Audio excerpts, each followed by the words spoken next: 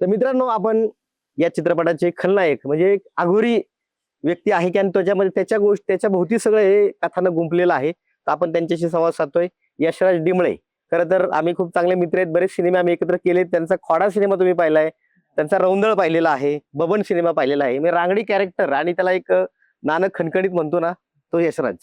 यशराज या भूमिकेबद्दल काय सांगशील आणि काय याच्यासाठी मेहनत केली? आता तो बसताना बघा कुठे बसलाय.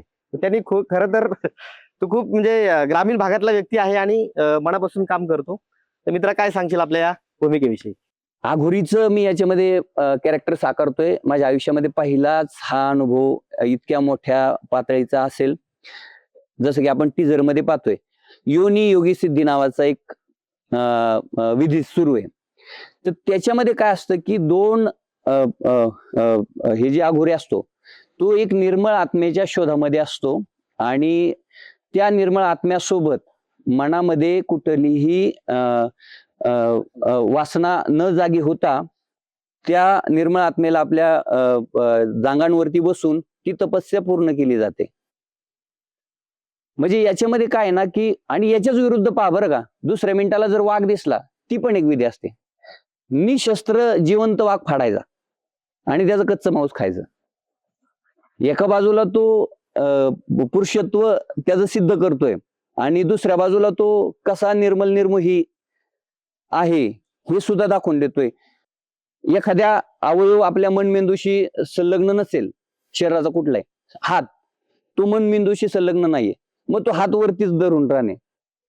जोरपर्यंत वरती धरायचं जोरपर्यंत त्याच्यातलं रक्त साकळत नाही, त्याचं लाकूड बनत नाही.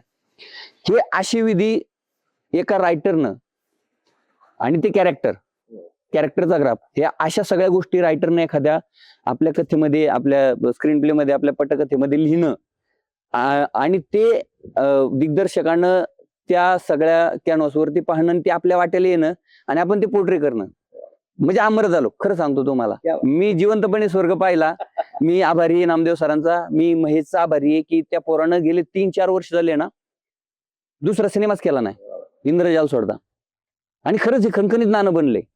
वेळ का कोणी द्यावा नाही, का करावं नाही. आज आपण या जंगलात आलो, आज 4 किलोमीटर जंगल तुडवत आलोय, जळू चिटकले आपल्याला. आज इथं अस्वलीची भीती, वाघाची भीती, बिबट्याची भीती, तरी आज इथं आलो ही प्रेम आहे. आणि या सिनेमाचं खरं तर काय भव्य दिव्य सगळं बनलंय त्याचं एक उत्कृष्ट उदाहरण आहे. नाही तर आपण स्टुडिओ मध्ये पाहतोच की आपण इंटरव्ह्यू